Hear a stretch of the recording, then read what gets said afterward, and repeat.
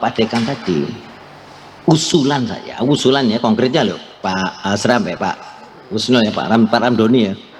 Ini Pak, mungkinkah Erlangga FK UNER itu bekerja sama dengan ITS mengembangkan program doktor PhD bekerja sama dengan internasional. Jadi dua institusi itu, teknologi dengan kedokteran, aplikasinya mendidik dokter-dokter yang kita untuk terutama yang hadir sekarang ini yang berminat gitu. Itu menjadi program yang institutionalized untuk mencapai yang 10 tahun yang dikemukakan oleh Pak Dekan tadi. Jadi setelah mendengar dari pagi itu, wah ini durian runtuh, sing tak enteni Pak, saya tunggu bertahun-tahun ini, baru hari ini saya mendengar. Nah, area P4M itu juga menjadi area yang dulu dianggap reaktif, dianggap spekulatif, ternyata dia itu proaktif, pendekatan sebelum seseorang ini sakit sudah tahu diagnosisnya. Bukankah ini ilmu kedokteran masa depan? Jadi Ibu dan Bapak sekalian, pengobatan P4 itu berbeda. Nah, Pak Rian itu hidupnya itu mengotak-atik big data di ITS itu. Nah, persoalannya mereka pada aspek etik, makanya mereka mendirikan KIP, dan saya beberapa kali membimbing di ITS bagaimana secara etis artificial intelligence itu bisa dipertanggungjawabkan. Dua lembaga besar di Surabaya ini, kalau boleh usul, itu menjadi pionir, menjadi promotor perubahan untuk mengantisipasi dengan Pak Budi tadi. Itu yang sekilas dari yang saya dengar secara singkat. Nah sekarang untuk ke sana yang ditanyakan, saya ini Pak Moderator, Pak Asra ya. Kali-kali saya ngobrol sama si Rizal. Saya kaget Pak, Sal, kamu ngapain kesini?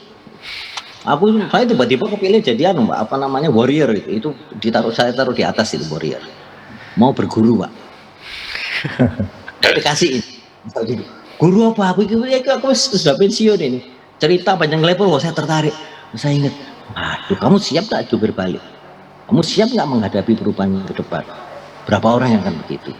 Baru pagi ini saya mendengar bagaimana Pak Dekan ini mengajak semuanya, ayo kita ciptakan ke depan. Wih, semangat kembali saya Pak Asra. Itu sebabnya, satu, bisakah ini dilaksanakan? Kalau platformnya dan basicnya, apalagi kita dengar tadi dari Pak Ahmad bahwa oh ya dia diterima kembali ke sini, bahkan tidak usah internship dulu. Wah, ini luar biasa Pak, budal sampai banyak itu. Asal tersistematis dan ojo sampai mengecewakan, karena dulu saya itu nggak mungkin itu terjadi. Oh saudara, bukan saya, aku ini mulai nang Lombok mana Pak, sudah dapat dokter itu suruh kembali ke Lombok sama Depkes, nggak boleh ditugaskan ke situ, makanya ditarik ke Bappenas terus, tapi masih bisa. Nah saya ingin cerita Pak Oki, Dokter Oki ada nggak ya? Ada, beliau hadir. Ya. Saya ini belajar reproduktif endokrinologi itu dari Dokter Oki. Itu tahun 1983 di rumahnya di bawahnya garasi itu. Kita ambil bidang masa depan yang kita tidak tahu apa ini. Nah, jadi oosit dan sperma, Pak.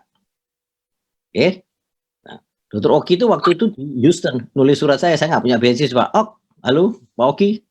Iya, siap. Cerita sedikit tentang sperma dan ovum interaksi itu, masa lalu kita itu. Selamat pagi, siang, Bapak Ibu sekalian. Salam sejahtera dan sehat semua. Saya ini diminta untuk mendengarkan ceramah Pak Triyono, dan saya itu selalu seneng kalau dengar beliau itu sambutan. Tetapi sambutannya yang tadi ini jauh ke depan, yang saya sendiri juga masih meraba-raba gitu ya ke depannya. Tetapi semuanya itu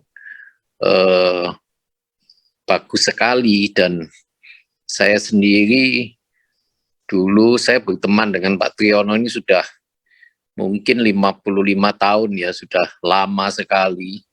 SMP. Dan penuh dengan segala macam hal-hal yang positif dan negatif, dan pikirannya itu selalu ke depan ya. Kalau saya sudah berhenti ya, mikirnya sudah stop, pengen yang seneng-seneng, melukis dan sebagainya. Tapi Pak Triyono itu terus ke depan ya, tidak pernah berhenti. Jadi seperti Pak Triyono katakan tadi, berapa 40 tahun yang lalu waktu kami baru lulus dokter, semua itu memikir ke depan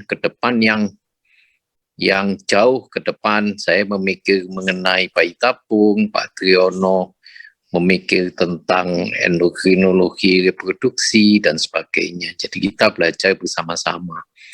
Dan itu dikemukakan justru pada masa adik-adik ini sekarang, waktu mau lulus dokter, apa yang ke depan itu yang harus dipikirkan. Dan saya sendiri sampai sekarang ini masih mendengar betul ceritanya beliau ini yang ke depan dan sebagainya, artificial intelligence dan sebagainya. Saya kira itu singkat dari saya, Pak Triyono dan teman-teman semua. Oke. Jadi waktu itu saya dengan Dr. Oki itu ditugaskan, tanda petik ya, buka rasa sedikit ya Pak Oki ya, harus di Yayasan Harapan Kita oleh almarhum Profesor Sudraji ya, Dr. Oki ya. Ya. Bayi tabung pertama, dan memang bidang kita itu di bayi tabung. Tahun 85 itu baru mulai hanya 10 center. Dr. Oki terus ke Belgia dari Texas ketemu saya gitu. Waktu di Amerika itu ya. Tapi waktu pulang ceritanya lain. Saya harus masuk di Bappenas. Kemudian kita mendirikan bayi tabung pertama itu di luar Jawa itu di Bali. Kenapa? Ada kawan kita itu ingin membuka bayi tabung dari Monash. Nah, saya bilang, kita ini ingin jadi bangsa sendiri kok dari luar. Enggak, kita bikin sendiri. Akhirnya berdirilah di Udayana dengan Dr. Oki, saya ikut membantu. Sampai sekarang ada di sana. Jadi nasionalisme kita ini sebetulnya kuat. Tapi alhamdulillah sekali lagi semangat ini langsung berubah total karena dari Pak Budi tadi mengeluarkan hal yang konkret. Dan yang luar biasa ini adik-adik mahasiswa ini kaget saya. Ini temenan tak hari-hari ini. Saya tanya berkali-kali. 3 hari yang lalu, 2 hari yang lalu di lobi hotel kita ngobrol, oh ini anak serius. Kalau serius harus siap tahan banting.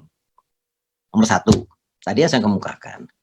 Jadi Pak Rizal, Pak Asra, Ibu dan Bapak sekalian, mari nomor 1 cari orang-orang nomor 1 yang terkemuka di dunia, yang bisa tempat kita itu belajar berguru. Di 2 tadi itu, di 2 bidang dulu Pak Asra, Pak Ahmad ya misalnya ya. Merintis di FK itu bidang baru atau bidang yang sudah ada yang tinggal dikembangkan Pak Asra. Rasanya ini masih kita dengar, kita hanya pengguna Pak, tapi belum menjadi creator, pencipta gitu.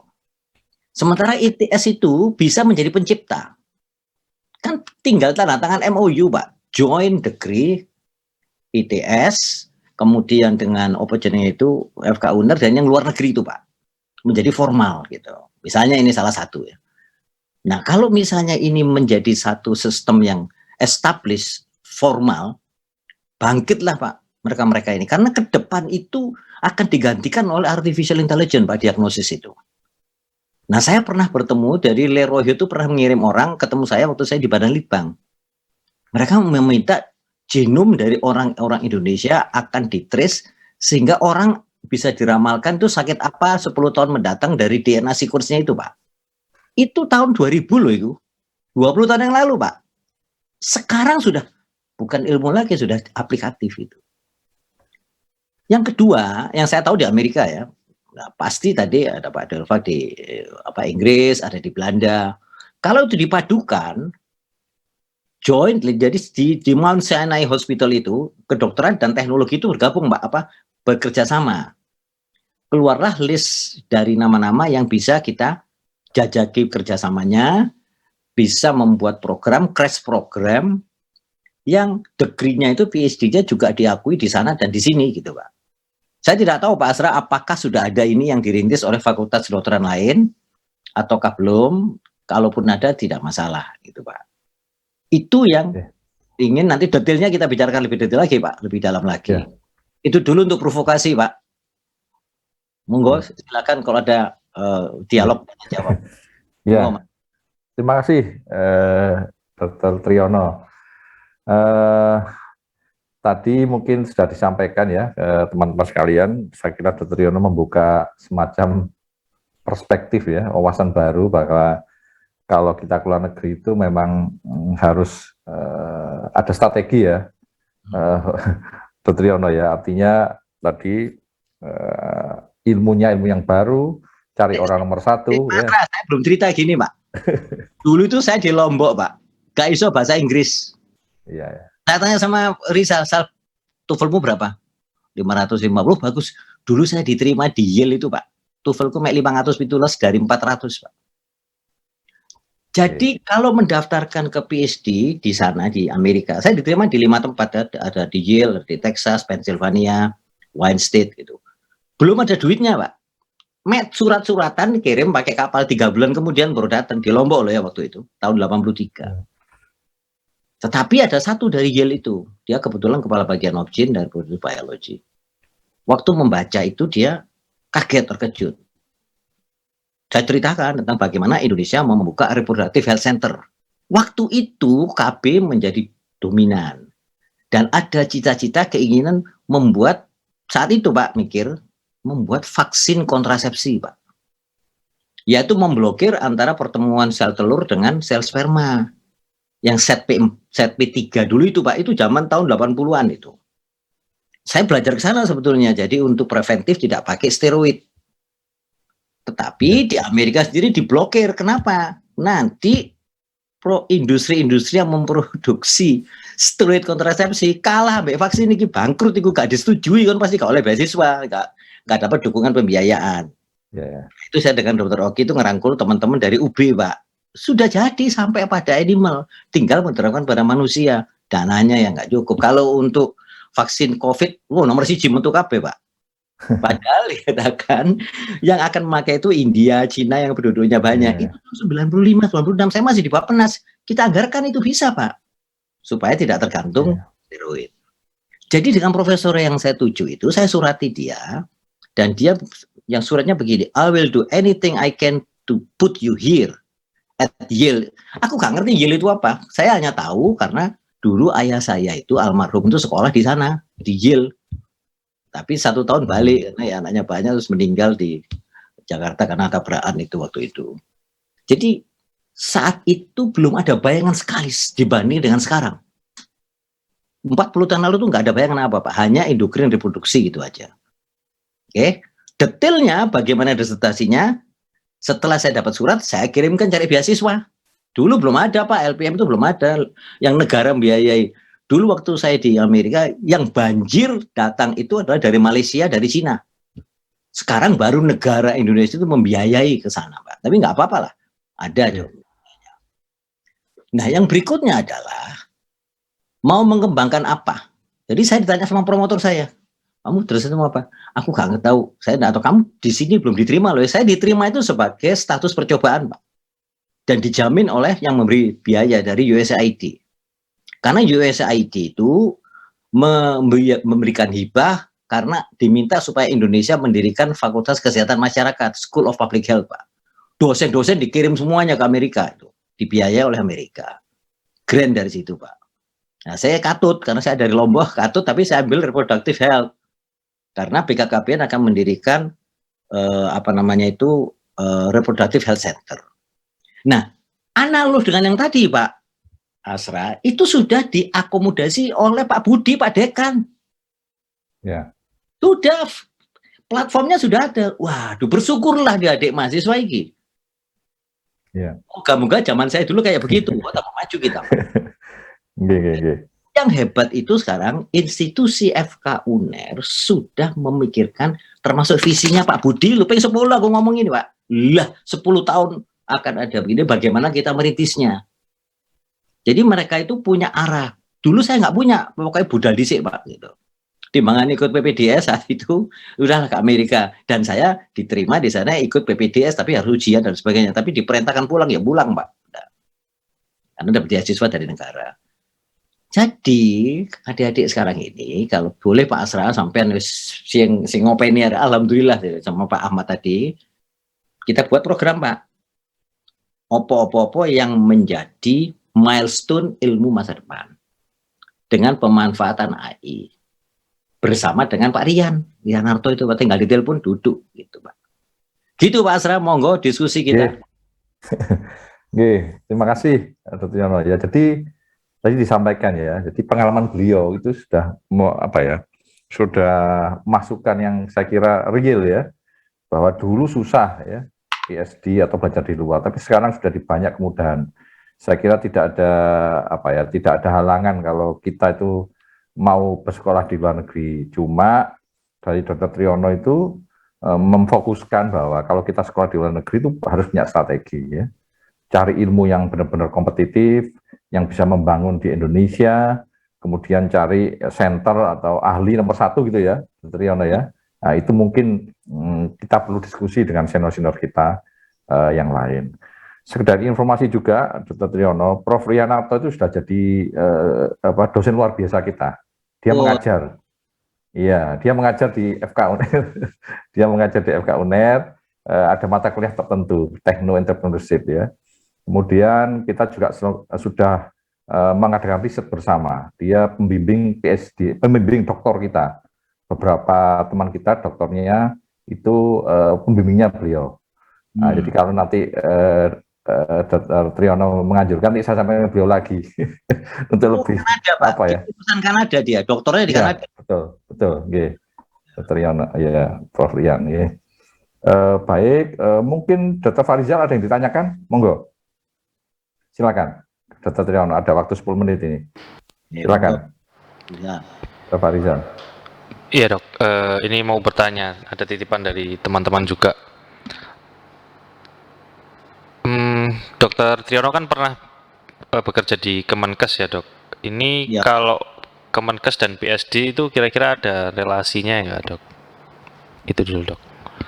Saya ini karyawan Depkes. Jadi dulu itu begitu dari dokter langsung ada 3 pilihan.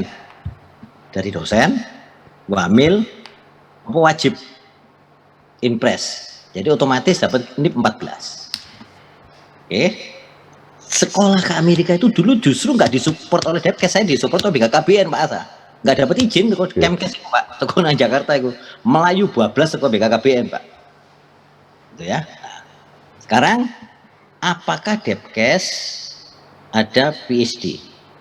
Ya, yang pertanyaannya gitu ya. Pak, siapa jadi? Nah, Rizal ya. Iya. Nah, persoalannya sekarang begini. Badan Litbang Kesehatan itu sudah almarhum. Sudah nggak ada lagi Pak Litbangkes, sudah pindah ke BRIN. Jadi puslit gitu. Oh iya. Iya. Yang ada adalah kebijakan, analisis kebijakan dan sebagainya.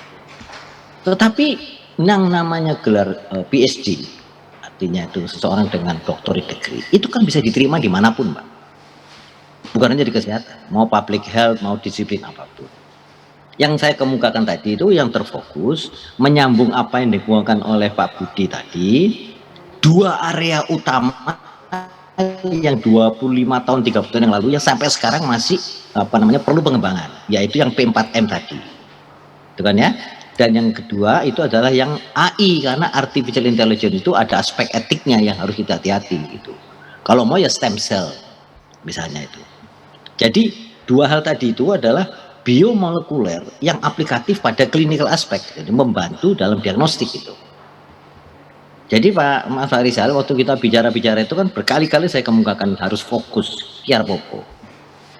Kaitkan dengan visi yang dikemukakan oleh Pak Budi tadi, bahwa FK UNER itu membangun sesuatu platform baru dalam 10 tahun itu ya Pak Asra sampai nih meloan dulu Pak, mikul mendem jeruk. Iya, kita harus teriak juga ini Pak. Yang muda-muda ini harusnya.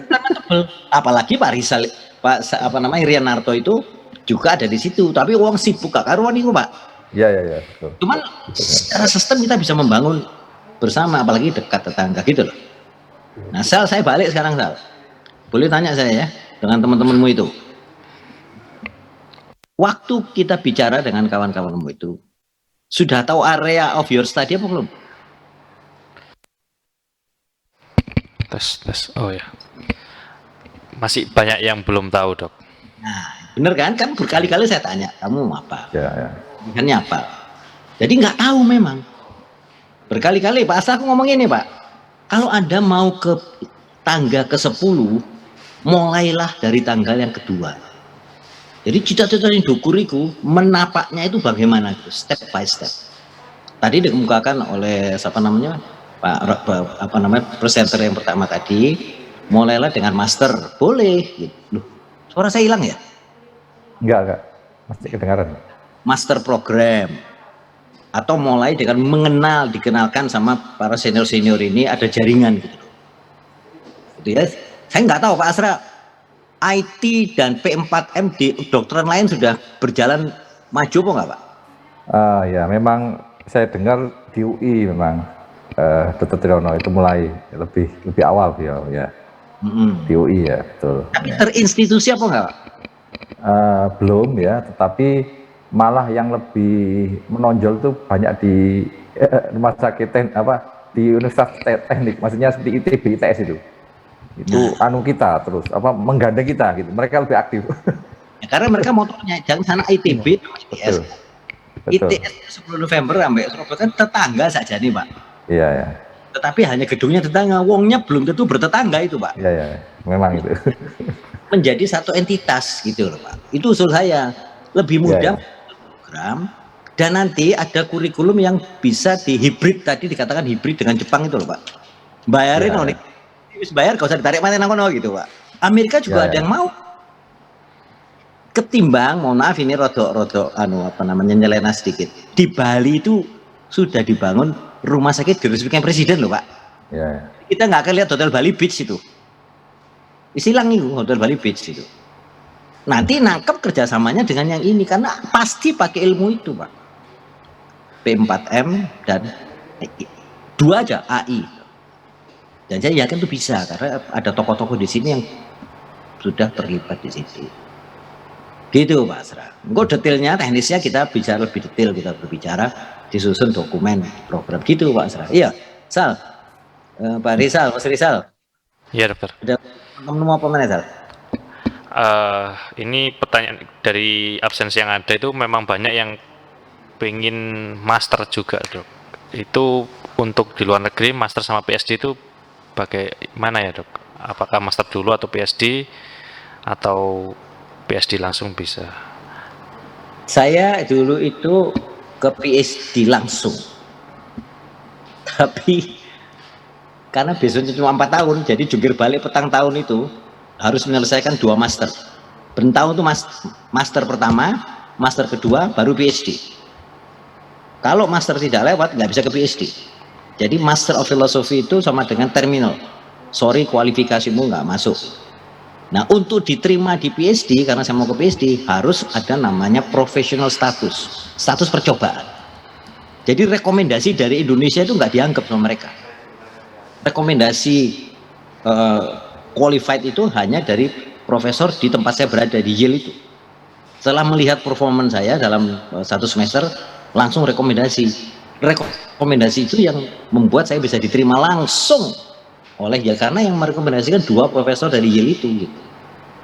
Yang hebat itu yang memberikan beasiswa, berani menjamin bahwa orang ini dijamin akan bisa, anak ini akan mewakili Indonesia dan bisa ke sana. Jadi Pak Asra, Mas Asra, kena aku usul Pak, screeningnya di dalam Pak. Yang kita kirim, yang kita program itu wong sing tahan banting, pantang menyerah Pak Asra. Oke, tidak cepat putus asa gitu. Terus pokoknya gelundung itu. Jadi kayak Surabaya gitu loh Pak. Connect ya. Ini warrior semua. Mereka tuh yang ngaji saya warrior, mereka harus jadi warrior juga, kudu kualat juga gitu loh Pak. Ya. Problemnya gini, Dr. Triyono, saya punya pengalaman itu beberapa orang itu. Setelah dia belajar keluar itu, ya awalnya memang cita-cita mengembangkan di sini gitu, tapi gak balik karena tawarannya luar biasa di sana. Ya ini yang sulit bagi kita karena ada beberapa yang nggak ada ikatan gitu. Ya. Ini paling banyak ini ya. Ya. Itu gimana itu, Dr. Triyono? Saya itu juga sudah dapat SK Pak. Saya itu dapat 2 SK loh. Satu, direktur IVF di Atlanta. Yang kedua, SKAS, pulang saya Pak. There is no place like home untuk saya sendiri. Enak mulai ono semanggi, ono gado-gado, gini, ono kau ono Pak. Yang kedua, dapat SK sebagai dosen John Hopkins sampai sekarang. Tapi istri saya nggak betah, mulai ya wis mulai, lebih enak di sini. Gitu. Jadi tergantung pilihan itu pada orangnya. Tapi dulu ada ikatan Pak, kalau Anda tidak pulang kena anniversary. Ya, 4 tahun tambah 2. Jadi saya juga, tapi bukan semata-mata itu. Di sana itu Pak Asrayo, di Amerika terutama ya, kulit yang bukan putih itu second class Pak. Ya. Jadi yang kulit kuning, Asia dan sebagainya itu diskriminasi rasialis itu masih ada di sana. Tetapi tidak, pribadi-pribadi tidak seperti itu gitu. Tergantung di mana. Jadi tidak bisa disamaratakan gitu Pak. Nah bagi mereka yang tidak mau pulang ya gimana caranya men-screening? Nah, tak serahkan ke Pak Asra lagi aja caranya itu. Ya. Ini membangun institusi Pak, membangun institusi berarti harus ada critical mass. Konteksnya dengan Pak Budi tadi itu adalah institutional development, institutionalize. Berarti nanti dukungan pembiayaan dari sponsor-sponsor ini untuk membangun unit atau apapun namanya, struktur atau apa, yang memang menjadi pionir untuk menunjang klinik gitu loh Pak. Misalnya Pak ya. Jadi molecular biologist based on clinical aspect dan sebagainya, stem cell semua itu masuk di situ semua Pak. Tetapi integrated gitu dengan artificial intelligence. Nah itu bentuknya gimana tak serahkan sampean sing njero sing luwih ngerti gitu. Berarti orang-orang di situ itu adalah orang-orang yang memang betul-betul salah satunya mau kembali. Tetapi ingat, almarhum Pak Habibie itu dulu mengirimkan orang-orang seabrek banyaknya Pak. Tidak semuanya kembali. Iya, betul. Dan beliau tuh prinsipnya begini, walaupun mereka tidak kembali, dia ada orang Indonesia, suatu saat dia akan kembali. Buktinya saya juga kembali ke sini. Itu dia bilang. Kita pegang prinsip itu. Mau kayak Rizal ini pasti dia kembali, dia nggak bakalan betah di sini. Oke, itu alasannya itu gini, tetap ya alasannya masuk akal memang. Kalau saya lihat ada beberapa yang mereka nggak kembali, sempat menghadap ke saya mau gini-gini, terus nggak kembali. Ternyata loh kamu di mana sekarang? Saya PhD melanjutkan di sini gitu. Problemnya gini, dok, riset saya itu sangat advance dan saya mau punya kemampuan itu. Tapi saya lihat kok di Indonesia nggak ada ini. Saya nggak bisa melanjutkan riset saya. Itu bingung, nggak jawab aku, nggak bisa jawab saya. Nah, itulah yang mungkin ya bukan karena kita saja tapi ya harus kebijaksanaan di atas juga. Dr. Triyono, mohon infonya ini. Saya ini Pak yang paling sedih Pak ya. Dulu tahun 92 itu saya ikut terlibat membantu berdirinya Eijkman Pak. Dengan Pak Sangkot, dengan Pak Habibie, dengan almarhum Pak Ludin. Eijkman Institute. Sekarang almarhum. Ya. Dan membangun institusi itu bukan cara mudah. Prof. Ludin almarhum dulu itu mati-matian bangun itu. Sebetulnya kita ingin mendirikan itu di Erlangga. Betulnya Pak ya. Tapi alhamdulillah jadilah institut yang di tropical medicine itu yang dari Jepang, Hibah. Masih ada tapi di kampus 3 itu. Nah itu persoalannya itu kompleks Pak. Biaya itu bisa dicarikan sebenarnya.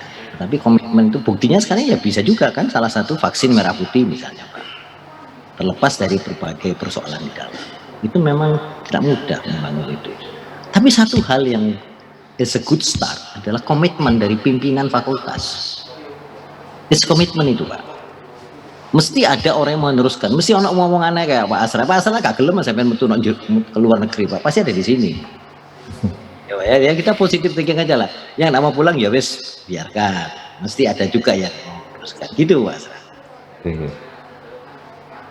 Kalau saya tanya balik ya Mas Asra ya. Nggak tahu Pak Budi mungkin nggak ada ya, sudah di tempat lain tugas lainnya. Kira-kira bagaimana mewujudkan 10 tahun itu? Kan ini kan berarti bibit-bibit baru ya, ini. Harus mulai ya. Iya. Yang bibit-bibit baru dari sekarang kan Pak, 2023. Berarti nanti 2033 Pak. Kan gitu Pak. Kan kalau tidak dirintis dari sekarang, termasuk infrastruktur disiapkan, itu kan nggak bisa juga. Nanti mesti moga-moga ada hibah, ada dukungan dari mana-mana. seperti yang dulu kita rintis dulu bersama. Itu.